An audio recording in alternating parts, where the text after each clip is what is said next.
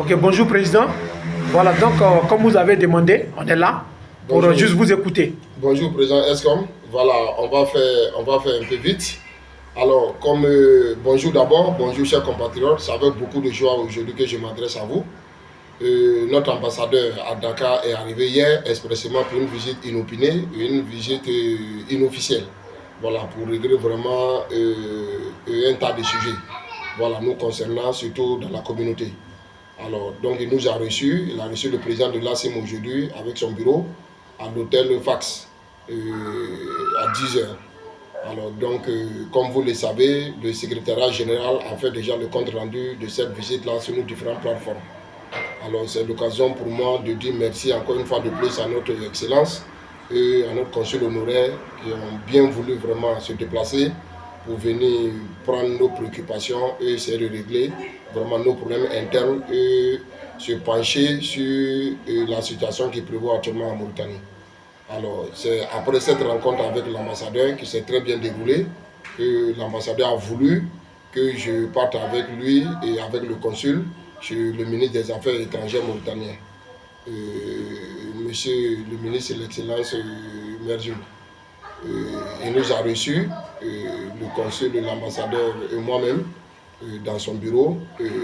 C'est l'occasion pour moi de vous faire un peu le compte rendu de cette rencontre avec le ministre. Alors, le ministre a été très clair avec nous. Il a dit que la Côte d'Ivoire, la Mauritanie est une terre d'accueil pour les Ivoiriens et les Ivoiriens sont très respectés en Mauritanie. Cette situation, que chacun sache que c'est une situation qui dépasse même la Mauritanie. Voilà, qu'il sache que cette opération de campagne de rafoulement, c'est dû vraiment à l'immigration clandestine. Il faut dire que la Mauritanie est débordée vraiment dans ces dernières années par le flux migratoire. Alors, comme il a dit, il n'y a même pas quelques semaines de cela, ils ont découvert plus de 70 corps sur les côtes mauritaniennes et il n'y avait même pas de Mauritaniens, c'était tout que des étrangers. Donc il faut que les étrangers se régularisent en Mauritanie. Avec l'ambassadeur, ils ont pris l'engagement de régler vraiment de façon définitive le problème vraiment de la carte de séjour des Ivoiriens. Alors même quand on dit carte de séjour, souvent les gens ne comprennent pas, évidemment. C'est un titre vraiment pour se faire identifier. Alors en tant qu'étranger, il faudrait que nous ayons un numéro national. Et le ministre a dit que toute personne qui va vouloir prendre sa carte de résidence, sa carte de séjour, il compte vraiment rester en Mauritanie. Ceux qui ne le veulent pas, seulement c'est des personnes qui veulent traverser. Et ça, il ne peut pas l'accepter. Donc l'ambassadeur aussi l'a dit qu'il faudrait que nous nous régularisions.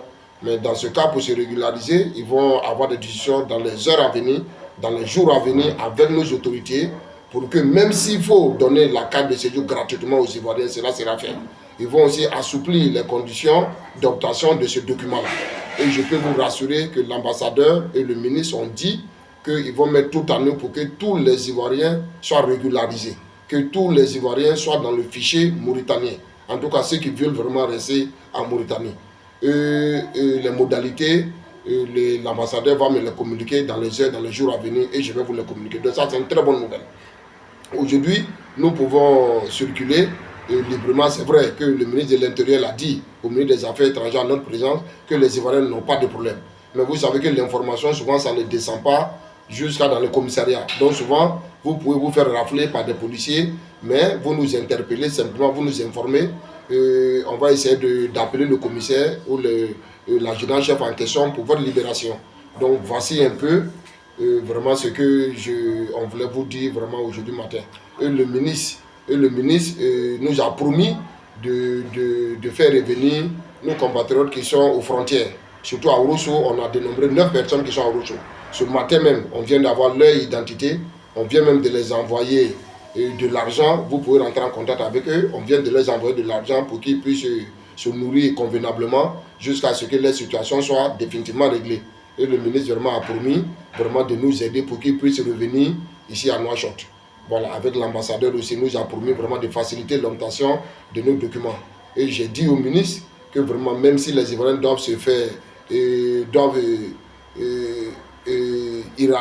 régulariser leur situation, il faudrait vraiment que ce soit avec peut-être la carte consulaire. La carte consulaire ou un document, le passeport ou la carte d'identité, même si elle est périmée. Ils sont tous d'accord avec ça. Quand l'opération va commencer, évidemment, les choses seront facilitées vraiment pour les Ivoiriens.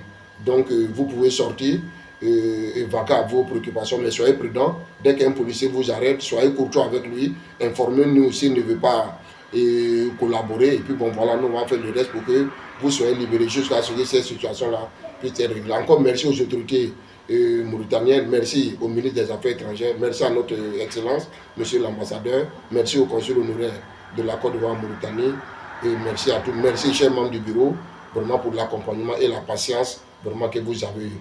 En ce qui concerne nos problèmes internes ici, je crois que le problème est déjà réglé, l'ambassadeur a pris les choses en main.